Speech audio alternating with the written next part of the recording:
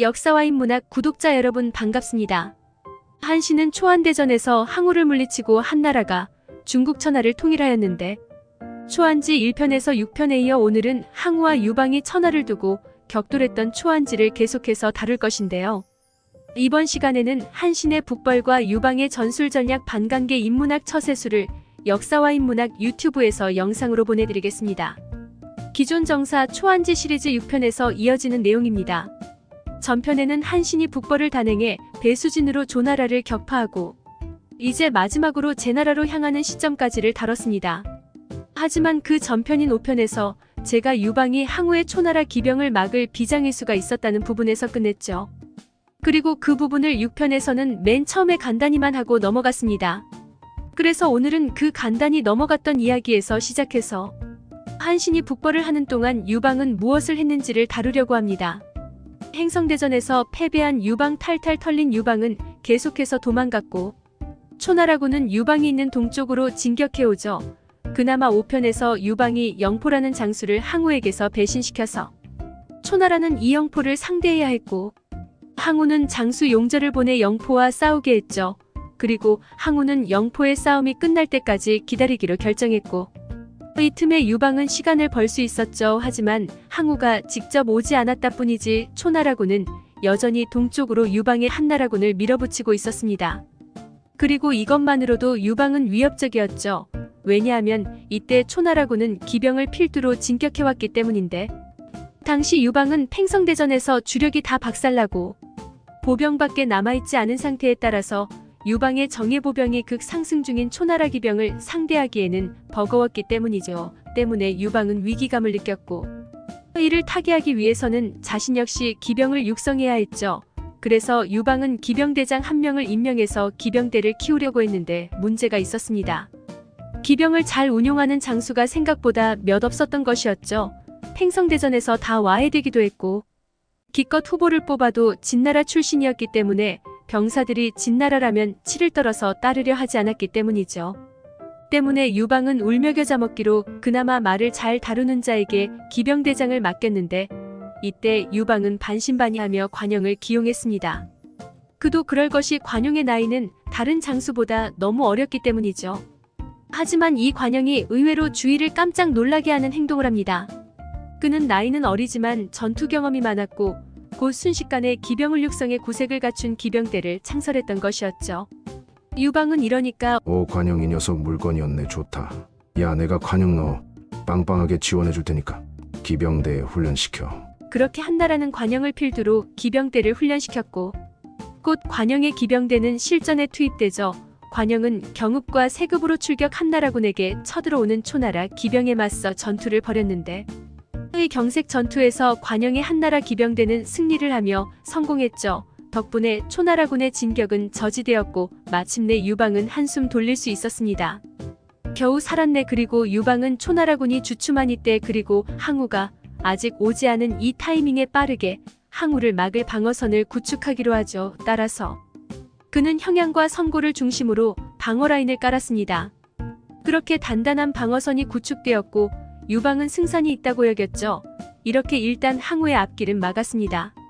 그러면 이제 별동대로 북쪽에서 항우를 위협하겠다는 전략을 세운 유방은 6편에서 나왔듯 한신으로 하여금 북벌을 보내서 북쪽을 평정하게 한 것이었죠. 그동안에 자기는 형양선고 방어라인에서 어떻게든 초나리를 막아내고 말입니다. 한신이 성공한다면 항우에게 양면전선을 강요할 수 있었죠. 그 와중에 마침내 용저가 영포를 이겨서 싸움이 끝나고 항우가 드디어 움직입니다. 항우는 진위군사를 이끌고 유방이 쌓아놓은 방어선으로 진격했죠. 이때 유방은 형양에 머물면서 그래도 내가 우주방어선을 깔았으니 여긴 못 넘보겠지 하고 생각하고 있었습니다. 그러나 항우의 무력은 예상을 아득히 초월했죠. 그는 가는 곳마다 승리를 파죽지세로 진격했고 순식간에 유방이 있는 형량을 포위해 버렸던 것이었습니다. 유방은 당황했죠. 자신이 있는 곳이 포위되었으니 빠져나갈 길이 없었습니다. 벌써 계획은 틀어져 버렸죠. 그렇다고 성에서 나가서 항우를 공격할 수도 없던 게 항우에게 질 것이 뻔했기 때문이었습니다. 결국 싸움으로는 포위를 풀 수 없었죠. 상황이 이렇게 되자 장량은 다른 계책을 내놓습니다. 우리가 역시 저 항우를 이길 순 없군요.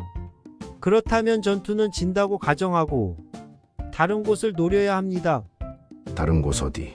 항우가 전투를 잘하는 것도 있지만 항우는 항우이 책사 범증이 계획한 대로 움직이고 있사옵니다.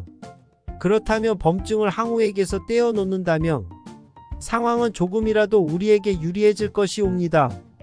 그래서 유방은 여러 대신들을 한자리에 불러놓고 어떻게 해야 범증을 항우에게서 떼어낼 수 있는가를 의논합니다. 그런데 여기서 진평이라는 사람이 아이디어를 내는데 이럴 땐 적을 이간질시키는 게 가장 좋습니다. 반간계를 쓰는 것이 어떻습니까? 반간계 어떤 류의? 항우는 의심이 많기로 유명하지 않습니까? 그런 사람 특징이 유치한 속임수에 잘 넘어가서 의심을 쉽게 한다는 겁니다. 그러면 제 말대로 하십시오. 일단 초나라에서 사신이 올 때를 기다리시죠. 그리고 사신이 오면 그 다음은 제가 이러저러하게 하겠습니다. 아시겠죠? 오 그래 그럼 그리하거라. 유방은 진평이 말한 대로 항우에게서 사신이 오기를 기다리고 역시 초나라에서 사신이 왔습니다. 항우가 이기고 있으니 동태도 정찰할 겸 사신이 온 것이죠. 안녕하세요. 나 초나라에서 온 사신이요. 유방을 만나고 싶소이다. 그러자 유방은 진평을 내보내서 사신을 맞이하게 합니다. 안녕하세요. 허허 나는 진평이라오. 조금만 기다리면 유방폐하를 만나게 해주겠소이다. 일단 여기 산의 진미를 잘 차려두었소. 와서 드시오. 오감사 감사 잘 먹을게요. 예. 근데 범증께서는 잘 지내시오. 예, 저는 항우폐하께서 보낸 사신인데요. 범증이 아니라 그러자 진평은 아, 그래요. 이거 실수했구만. 난 자네가 범증의 사신인 줄 알았어. 그래서 이렇게 진수성찬을 차린 것인데 여봐라. 저 상 다 치워라. 그렇게 진평은 산의 진미를 다 물리고 값싼 백반을 차려옵니다. 항우가 보낸 사신이었다니 미안하게 되었소만. 이거나 잘 드시오. 범증의 사신이 아니면 진수성찬을 먹을 수 없지. 당연히 이것에 열받은 초나라 사신은 와 항왕폐하께서 보내신 나를 이따위로 대접하다니. 뭐 내가 범증이 보낸 사신인 줄 알았다고. 범증이 한나라와 뭔가 있었구려. 내가 항왕께 이 소식 아주 잘 전달해드리겠소. 그리고 사신은 항우에게 돌아가서 이 사실을 말합니다. 그걸 들은 항우는 분노하며 뭐 범증이 아닌 내가 보낸 사신이라고 했더니 푸대접을 받았다고 범증 오라고 해. 부르셨사옵니까? 이야 내가 유방한테 보낸 사신이 푸대접 받고 돌아왔다. 너가 아니라 내가 보낸 사신이라고 하니까 진수성찬을 다 빼가고 평범한 음식을 내왔대잖냐. 내 놈이 유방과 한통 속이렸다. 범증은 껄껄 웃으며 저놈들 아주 유치하군요. 저거 반간계입니다. 괜히 우리 이간질 시키려고 그런 거예요. 한왕께서는 이런 유치한 이간질에 놀아나지 마십시오. 하지만 항우는 이 유치한 이간질에 아주 제대로 넘어갑니다. 하긴 조금이라도 자신에게 배신하는 기미가 보이면 사람을 수십만을 죽이기까지 한 항우가 여기 넘어가지 않을 리가 없었죠. 시끄럽다 괘씸한 놈. 내가 유방과 내통하다니. 내 놈을 믿고 내 말대로 했건만 이제 내 놈을 믿을 수 없다. 그러자 범증은 화가 납니다. 아니 저걸 믿는다고요? 야 저 내통 안 했다니까요. 시끄럽다. 역시 내 놈은 유방 편이었구나. 됐다. 넌 이제 필요 없다. 고향이나 내려가서 처박혀 있어라. 그러자 범증은 드디어 항우에게 빈정이 상합니다. 와 진짜 됐습니다. 저 안 해요. 됐죠? 때려치겠습니다. 사직 써냅니다. 그런데 이렇게까지 범증이 항우한테 불만을 표시했지만 항우는 알아서 하라고 무시했죠. 결국 열받은 범증은 항우를 떠나버리고 항우는 이를 그냥 방치합니다. 그렇게 고향으로 돌아간 범증은 곧 최후를 맞이했죠. 얼마 못 가 화병이 나고 등에 종기까지 나서 사망한 것입니다. 그 소식을 들은 유방은 진평 너 최고다. 이제 항우 제 직사 없다. 굿 이옵니다. 폐하. 이렇게 유방은 범증을 몰아내는데 성공하고 그리고 이제 항우의 책사는 없다시피 한 상황이 되었죠. 하지만 문제가 있었습니다. 이것은 장기적으로는 범증이 사라졌으니 좋은 수는 맞았죠. 그러나 지금 당장은 항우가 의지하던 범증이 목숨을 잃었으니 항우는 곧 자신의 잘못을 뉘우치고 저 교활한 유방놈 때문에 내가 감정에 휩쓸려서 범증 미안하오 분노에 차 있었고 그는 곧 저 썩을 유방놈 당장 형량을 가열차게 공격해라. 내 유방놈을 도륙을 내버리겠다. 하고 성을 매섭게 공격했죠. 무력 최강 항우가 맹공을 퍼붓자 형양성은 순식간에 곧 함락될 상황까지 놓입니다. 그러자 유방은 당황하여 아, 이거 완전 역풍을 맞았는데 이대로면 나까지 잡혀 죽는다. 그냥 이 성에서 탈출하자. 하고 탈출을 결심하죠.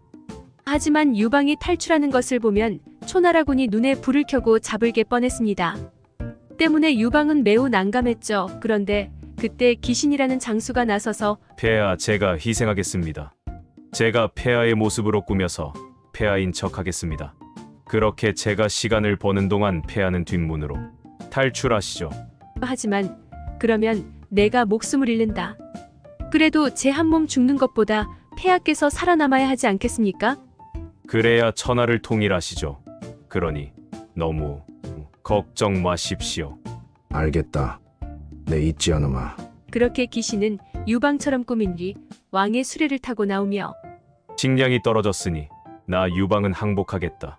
하고 초나라군의 어그로를 끌었죠. 초나라군이 이에 기뻐하며 어수선해졌는데 그 틈에 유방은 측근들과 함께 몰래성을 빠져나갔습니다.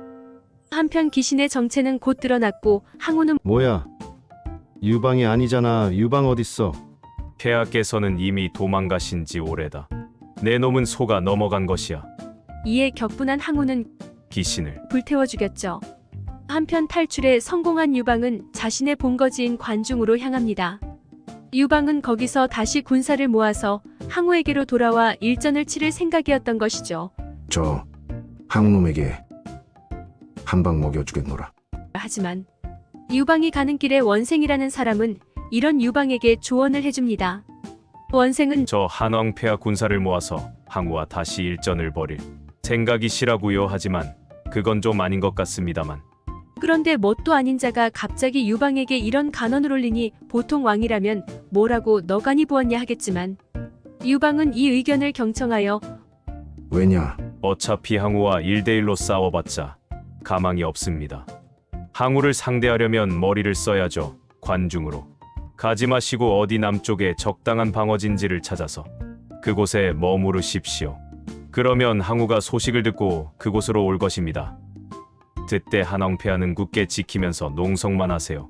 그러면 자연히 시간이 끌리고 형양과 선고 쪽 우리 군사들은 휴식을 취할 겁니다. 그 사이 한신이 북벌을 완료하면 항우는 양면전선에 휩싸이게 되는 거죠. 항우는 그렇게 되면 막아야 할 곳이 많아지니 피로도가 쌓입니다. 반면 우리 군은 꿀같은 휴식을 취하고요. 그때 다시 형량으로 가시면 됩니다. 오, 이 말이 옳다. 이를 옳다고 여긴 유방은 관중 대신 남쪽에 있는 방어진지인 완으로 향했죠.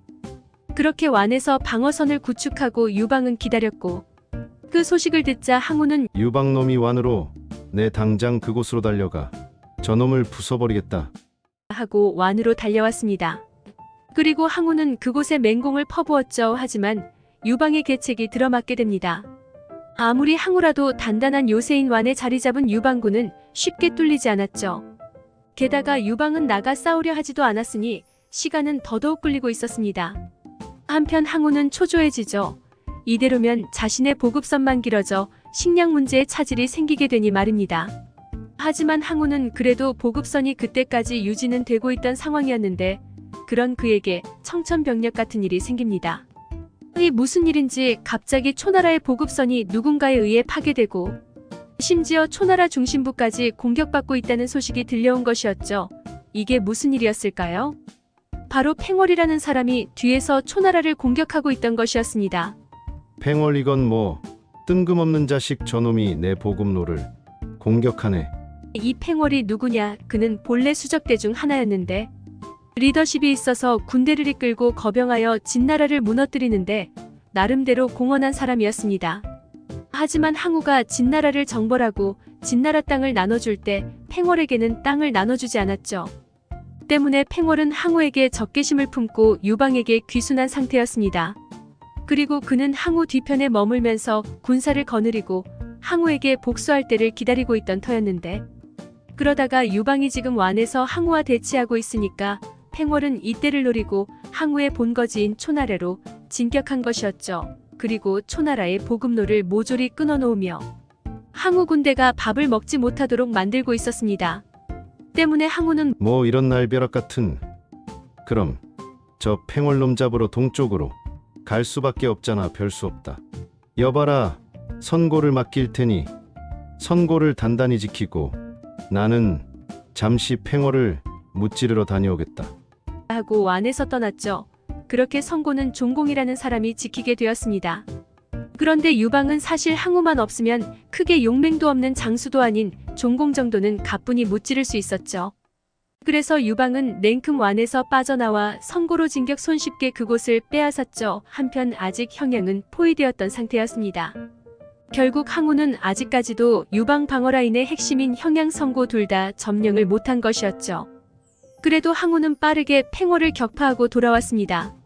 하지만 선고가 다시 넘어간 걸 알자 항우는 분노했고 이 싸움도 제대로 못하면서 잔머리만 쓰는 저 천하의 잡것 오냐. 내가 전투력을 풀로 발휘해서 죄다 함락시켜주마. 하고 각성합니다. 그리고 항우는 갑자기 무쌍을 찍게 되죠. 이번에는 빠르게 형량을 쳐서 드디어 함락시키고 선고까지 다시 빼앗은 것이었습니다. 순식간에 이제 항우는 유방의 본거지 관중으로 진격하면 유방을 절단낼 수 있는 상황이 되죠. 때문에 유방은 매우 당황했습니다.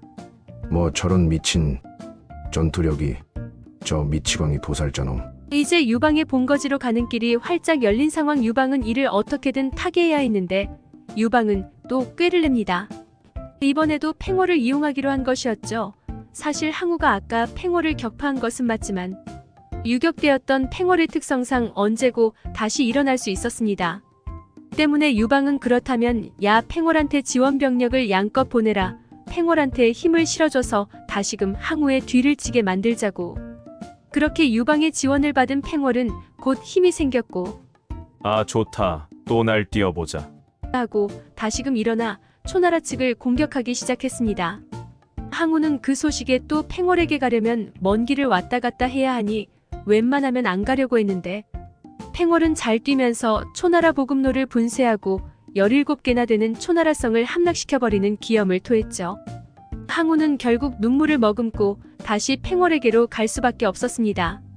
이번에 항우는 선고를 대삼아 조구라는 사람으로 하여금 지키게 하고 야 조구, 절대로 유방이 어그로 끌어도 군사 이끌고 나가면 안 된다.